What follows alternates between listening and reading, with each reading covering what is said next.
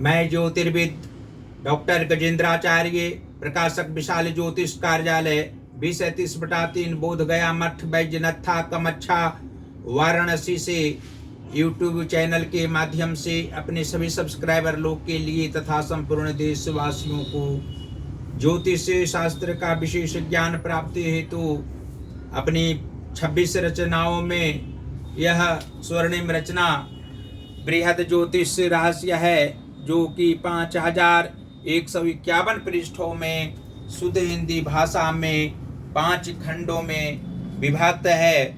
इस ज्योतिष महाग्रंथ बृहद ज्योतिष रहस्य को इतने कलम अर्थात 525 कलम से मेरे द्वारा रचना हुई है। आज आप लोगों को जन्म कुंडली के प्रथम भाव में मंगल एवं केतु ग्रह को एक साथ बैठने का फल स्पष्ट शब्दों में वर्णन करने जा रहा हूँ। जन्म कुंडली के प्रथम भाव में मंगल एवं केतु के मेल से जातक मानसिक तथा शारीरिक रूप से कभी कभी जीवन में ग्रसित हो जाते हैं। दुर्बल शरीर होना भी युवावस्था के उपरांत लाजमी है। धनाभाव भी रहा करता है। विशेष रूप से आंखों में दर्द सदैव रहने से मस्तिष्क में रोग भी हो जाता है। फिर उदर व हृदय रोग की संभावना बढ़ जाती है। शारीरिक रूप से तनावपूर्ण स्थिति में रहा करते हैं। स्वजनों से विरोध बिल्कुल बढ़ जाता है। जातक को अपने पर भरोसा नहीं रह जाता है उस काल में, तथा किसी भी शुभ कार्य प्रारंभ करने पर व्यर्थ के विरोध में स्वजन इनके खड़े हो जाते हैं। लग्न भाव स्थित मंगल एवं केतु जातक को स्वस्थ शरीर ज्यादा रहने नहीं देते तथा पत्नी एवं माता के साथ विवादों में समय बर्बाद कराते हैं। गंदी भावना भर जाने से हृदय कठोर हो जाता है। इनकी पत्नी को पिता के घर से पैतृक संपत्ति मिलती है। पत्नी सुख से ज्यादा पुत्र सुख सदैव होता है। मध्यावस्था की समाप्ति पर पुत्र के द्वारा नवनिर्माण मकान में वास करने के साथ साथ उसमें सभी प्रकार के सांसारिक सुख शांति प्राप्त करते हैं। यदि रत्न लहसुनिया अथवा मूंगा 5.25 या 7.25 रत्ती की चांदी की अंगूठी में मढ़वाकर मंगलवार को उपवास रखकर धारण जातक अपने दाहिने हाथ की मध्यम अंगुली में करें तो अन्य प्रकार के शारीरिक कष्ट उत्पन्न तक नहीं होंगे। और यह भी स्पष्ट शब्दों में आप लोग जान सकते हैं कि जन्म कुंडली के कर्म भाव के स्वामी शनि ग्रह हों तथा मातृभाव के स्वामी चंद्रमा हों तो लग्न भाव स्थित मंगल एवं केतु के प्रभाव से जातक को शारीरिक कष्ट अवश्य होता है। मानसिक परेशानियों की सामना पारिवारिक क्षेत्र में करनी पड़ती है। जीवन के उत्तरार्ध भाग में भी ज्यादा संघर्ष करने पड़ते हैं और कर्म करने में मन ज्यादा नहीं लगता है। शारीरिक कष्ट रहने पर तनावपूर्ण स्थिति में रहा करते हैं। इनकी माता को भी आंख में रोग होता है, मस्तिष्क में भी रोग रहा करता है। शारीरिक कष्ट की सामना उन्हें करनी पड़ती है। और जन्म कुंडली के भाग्य भाव के स्वामी गुरु बृहस्पति हों तथा धन भाव के स्वामी शुक्र ग्रह हो तो प्रथम भाव अर्थात लग्न भाव स्थित मंगल एवं केतु के प्रभाव से जातक का भाग्योदय 26वें वर्ष के उपरांत होता है। मानसिक परेशानियों की सामना करने पर भी धनोपार्जन ये करने वाले होते हैं। जीवन के उत्तरार्ध भाग में भी धन उपार्जन करने की क्षमता इनमें रहा करती है। धन की कमी किसी भी रूप में नहीं रहना स्वाभाविक बात गुरु बृहस्पति के कारण होता है।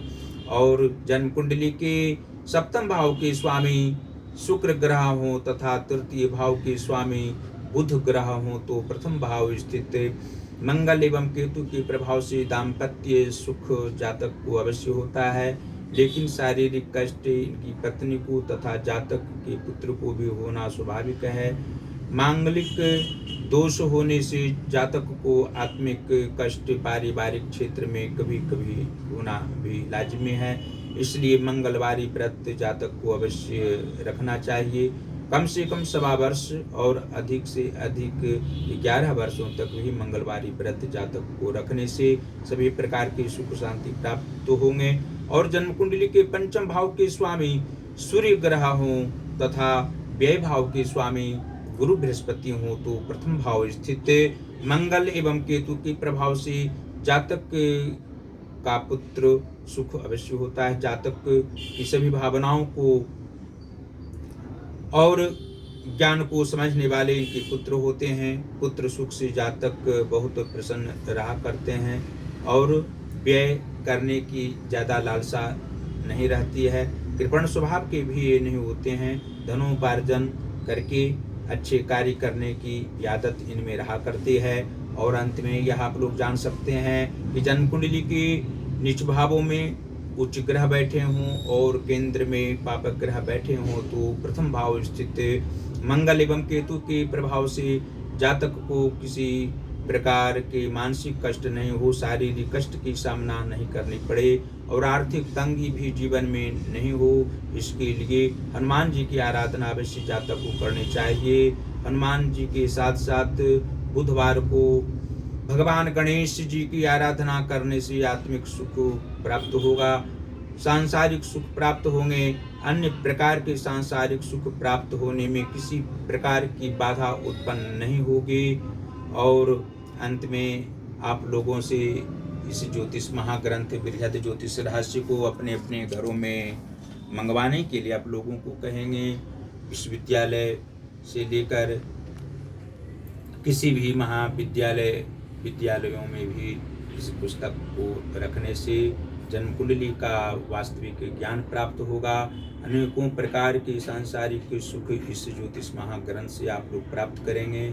अनेकों जन का कल्याण आप लोग इसके माध्यम से कर सकते हैं। और यहाँ हम प्रकाशकीय कार्य करते हैं। हिंदी का पुस्तक प्रकाशित करा सकते हैं, यहाँ से संस्कृत का पुस्तक भी प्रकाशित करा सकते हैं। और जो ज्योतिष महाज्ञान हमारा चैनल है उसको अवश्य ही आप लोग सब्सक्राइब करें।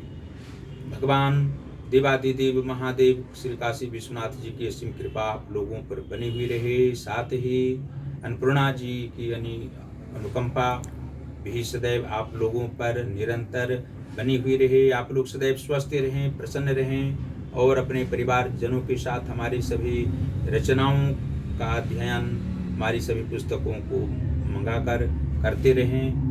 आप लोग निरंतर परमात्मा के ध्यान में भी लगे हुए रहें, जिससे ज्ञान अधिक रूप में प्राप्त होंगे। इसी शुभकामनाओं के साथ धन्यवाद।